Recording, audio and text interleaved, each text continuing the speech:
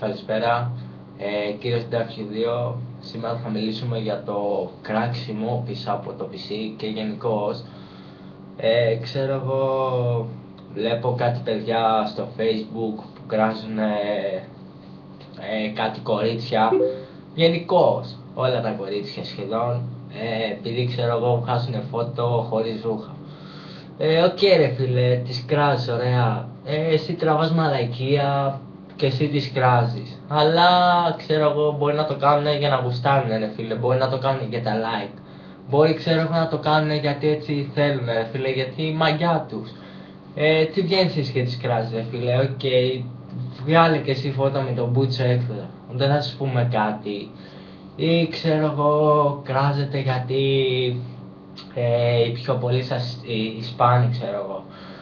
Οκ ρε φίλε, κράχτονα, αλλά κράχτονα από κοντά, face to face, όχι πίσω από ένα PC. Ξέρω εγώ θα σε γαμίσω, θα σε κάνω, θα σε ράνω και ξέρω εγώ δεν κάνετε τίποτα από κοντά, είστε εντελώς χέστες, έτσι. Εντάξει, βασικά δεν κράζω, απλά λέω κάποια πράγματα, έτσι.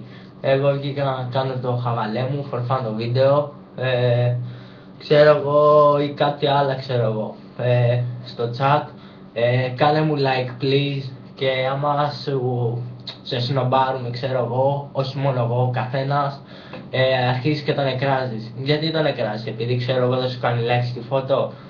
Μπράβο του ρε φίλε, μπορεί να μην του αρέσει η φώτο ξέρω εγώ, δεν μας αρέσει η φώτο σου, γιατί να σου κάνουμε like. Ή ξέρω εγώ με το like που θα πάρεις, τι θα γίνεις πιο όμορφη, πιο όμορφος ή θα γίνεις άνθρωπος. Δεν λέει ρε φίλε έτσι. Ή ξέρω εγώ βγαίνετε στο YouTube, είχε βγάλει ένα βιντεάκι ένας μικρός, ξέρω εγώ, και τον εκράζατε.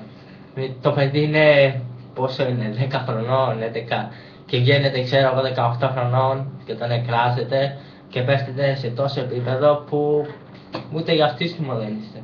Εντάξει, τι να πω, και τα ανεβάζετε και Facebook και λέτε να, κοίτα ένα βλάκα. Εντάξει ρε φίλε, αυτός ο βλάκας μπορούσε να είναι ο αδερφός σου, παράδειγμα. Ή εντάξει, απλά μην κράζετε για να μην σας κράξουμε. Εγώ αυτό το βίντεο το βγάλα for fun, κύριος W2. Ευχαριστώ, γεια σας.